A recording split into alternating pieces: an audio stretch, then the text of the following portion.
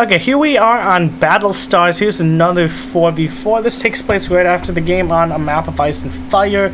On the top left here we have DissonNant, myself, playing as the White Lightbringers player, next to Tubby27 in the red, playing as Guardians, BarkGoesDog in the dark blue, playing as Renegades, and JustPlainSavage in the green, playing as Renegades. Their opponents are going to be in the bottom right, iBaWs in the orange, playing as Guardians, UtopianEargasm in the black, playing as Deathsworn, Wokesy in the lavender, playing as Lightbringers, and StrikerEureka in the hot pink, playing as Cranioids. Okay, so apparently this was my first encounter with this map. Okay. I mean, I can believe that. I didn't play many 4v4s.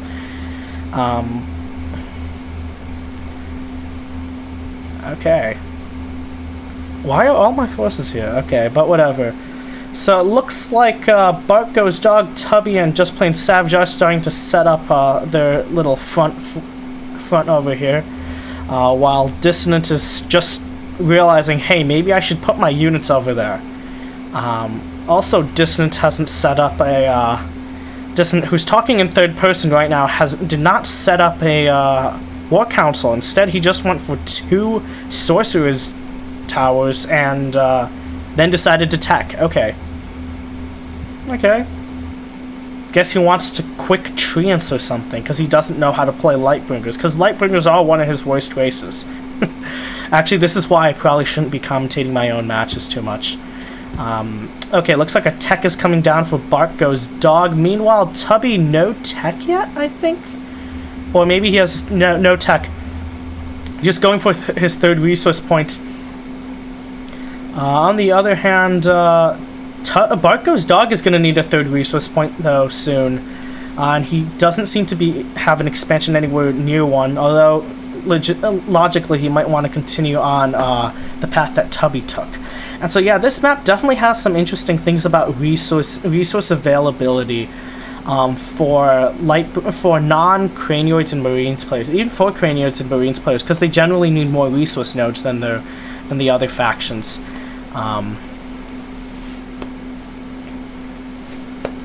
Oh yeah, this is when DissonNant realizes he doesn't have a war council yet. That's kind of funny. Although war councils actually aren't that useful. If you've survived to this point, normally you want to make a war council first because you're afraid of early aggro, and in that case, pikemen are really useful, and paladins are sort of useful a little after that too. But at the same time, sappers and paladins continue being useful in mid and late game, although they're not quite as critical as having Spire, Hunting Lodge, or Sorcerer's Tower units. Okay, so that first war council is dead now. That's kind of funny. It only lived so long. So young, yet dead already. How unfortunate. And DissonNant's rebuilding it. Really, there is no reason for DissonNant to rebuild that. He should just be building more Sorcerer's Towers and more Expos. Actually, he's going to run into some serious resource issues soon because he's only on 2 expansions right now. DissonNant should stop commentating his own games. And he should also split because those stink bugs, the Scorch Takes are coming in. JustPlainSavage is retreating slightly so he can out-micro those units. He is rejoining the front now, but DissonNant's units have already kind of melted. On the other hand, the stink bugs are also gone now. Looks like, okay, this front is Tubby here, trying to force back these Cyclopses, but not doing too much damage, actually. It's a good thing those Cyclopses aren't trying to crush his units. Okay. JustPlainSavage, BarkGoesDog, and Tubby are also, with a couple units from DissonNant, are now trying to push back. No, it's just JustPlainSavage and DissonNant to a lesser extent now. Tubby and BarkGoesDog are starting to move in a bit now. Surprised these units aren't. And now we do kind of have like this weird 4v4 in the center. I'm honestly shocked that Tubby isn't trying to like focus down some units, some buildings here with the Scorch tanks. Instead, it looks like these Scorch tanks were actually sent to follow the tanks on of BarkGoesDog, but the Scorch tanks, since they have a low range, if they're just on follow, they aren't really going to do much but soak some damage. Okay, looks like the northern team is starting to get some progress done, though it's worth noting, look at all these harvesters over here. And meanwhile, yeah, okay, so it looks like I'm trying to set up a third expo here because I honestly don't know how I managed to spend so much time in the game on 2 expos. Meanwhile, BarkGoesDog, I think, is also looking for a third. Because, yeah, he's also been on 2 expos the whole time. And JustPlainSavage and Tubby have only been on 3. Meanwhile, StrikerEureka has been allowed to expand to quite a few nodes, which theoretically he could transfer, and theoretically he could transfer some resources over to his allies, giving them a lot.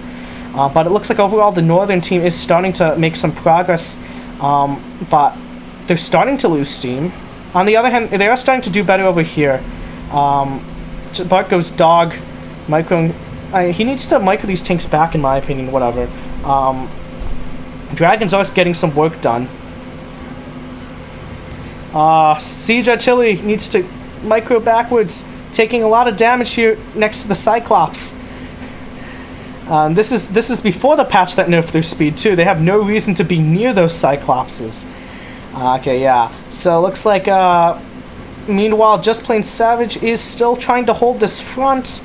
Although, yeah, that's a lot of siege artillery here, and that's also a lot of siege artillery there. So a lot of blast bugs here. JustPlainSavage, his own artillery is doing a lot of damage to the Xenodogs. On the other hand, what the hell is Dissonant accomplishing? Nothing. He managed to expo here. I think BarkGoesDog is still on 2 expos, which is rather unfortunate for him. Meanwhile, Tubby is still on 3. Does need a little more anti-air. Yeah, this front definitely needs some anti-air because yes, those oh no, the ogres are in range. I mean the Cyclopses are in range of the siege artillery, and that's not good. That's really not good. That's not good for the siege artillery. On the other hand, a small little skirmish here, taking out 1 harvester and taking out some defenses. However, there still are 3 more harvesters over here. That is a lot of siege artillery sitting safe and pretty over there. JustPlainSavage losing most of his air there, being forced to fall back. Dissonant's army basically reduced to nothing. Eco has been taken out by StrikerEureka actually here. It was also taking out pretty much Tubby. It has pretty much taken Tubby's eco out too. And all of a sudden, things are really not looking good for the top team with the teleport by StrikerEureka bringing in a lot of Xenodogs with a couple of aggressors, and this treant should be trying to go for a crush on the Xenodogs, but it's a little too late now. But yeah, critical damage has been dealt by this minimal force, and it really doesn't look good for the top team. Yeah, that is a lot of siege artillery that has been allowed to sit there and amass. I mean, in 1v1s, a lot of the time it's often recommended that you mass heavy drones and specters over siege artillery. But in team game scenarios, sometimes you get this. Sometimes you end up in these scenarios where you're literally able to just mass tons and tons of siege artillery,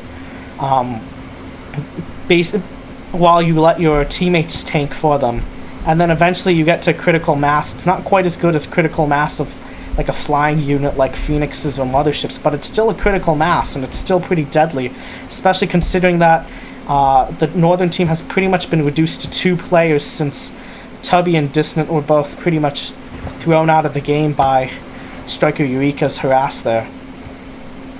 So yeah, JustPlainSavage is trying to fall back, but trying to fall back versus this much siege artillery, yeah, I'm not sure if that's even possible, because the siege artillery is faster, it has higher range. If you're running backwards, it just helps them. And yeah, it really looks like the top team is just kind of folding. The only significant force left is JustPlainSavage's, and it's sort of minimal compared to the other team. Yeah, the smallest South team army is probably Wokesy's, and still probably slightly larger than JustPlainSavage's. Meanwhile, all this siege artillery coming in here, discovering Dissonant's flank here. All these units are out of position to defend versus the siege artillery. going to try to come back into position, but yeah, versus all this siege artillery, good luck. A couple siege artillery dying, but yeah, at what it looks like JustPlainSavage is getting ready to GG, and he has surrendered with his base and units disappearing. With that, I believe it's only, yeah, that's GG. Southern team wins.